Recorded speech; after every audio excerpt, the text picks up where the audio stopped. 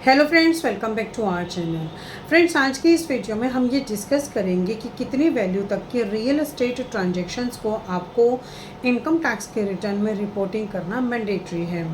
Friends, अगर आपने अभी तक हमारे चैनल को सब्सक्राइब नहीं किया है तो आप अभी कर दीजिए, क्योंकि इससे हमें मोटिवेशन मिलता है आपके लिए ऐसे वीडियोज़ को आगे लाने के लिए। सो फ्रेंड्स, वीडियो स्टार्ट करते हैं।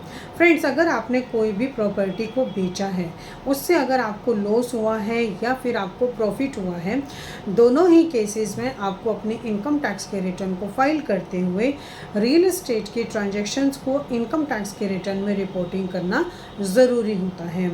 क्योंकि फ्रेंड्स, कई बार ऐसा होता है कि अगर आपको लगता है कि आपने रियल एस्टेट ट्रांजैक्शंस तो की है, लेकिन आपको उसमें लॉस हुआ है तो आपको उसको रिपोर्टिंग नहीं करना है। बट अगर आप ऐसा सोच रहे हैं तो ये गलत सोच रहे हैं।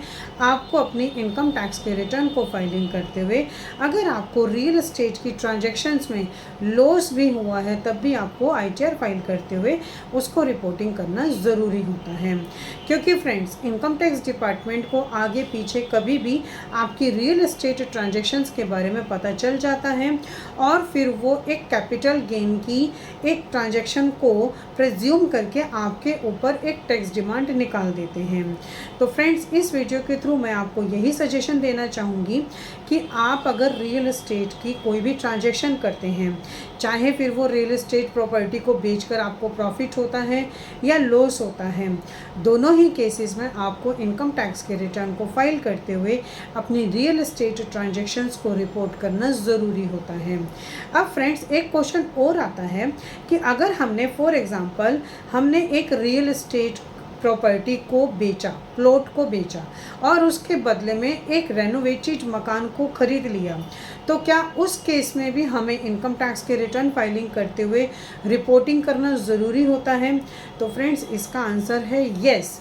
फॉर एग्ज़ाम्पल, अगर आपने 80 लाख रुपए का प्लॉट बेचा और उसी के बदले में 80 लाख रुपए का एक रेनोवेटेड मकान खरीद लिया, तो उस केस में भी आपको अपनी इनकम टैक्स के रिटर्न को फाइल करते हुए रियल एस्टेट ट्रांजैक्शंस को रिपोर्ट करना ज़रूरी होता है।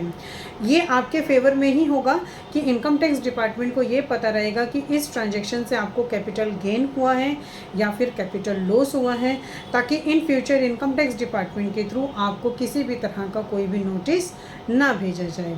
सो फ्रेंड्स, आई थिंक ये इन्फॉर्मेशन आपके लिए काफ़ी यूज़फुल होगी।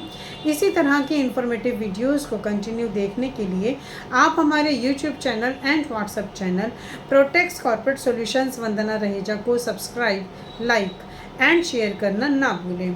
और फ्रेंड्स, अगर आपको इस वीडियो से रिलेटेड कोई भी क्वेरीज होती हैं तो आप कमेंट सेक्शन में कमेंट कर सकते हैं, हम आपको टाइमली रिप्लाई करेंगे। Thank you.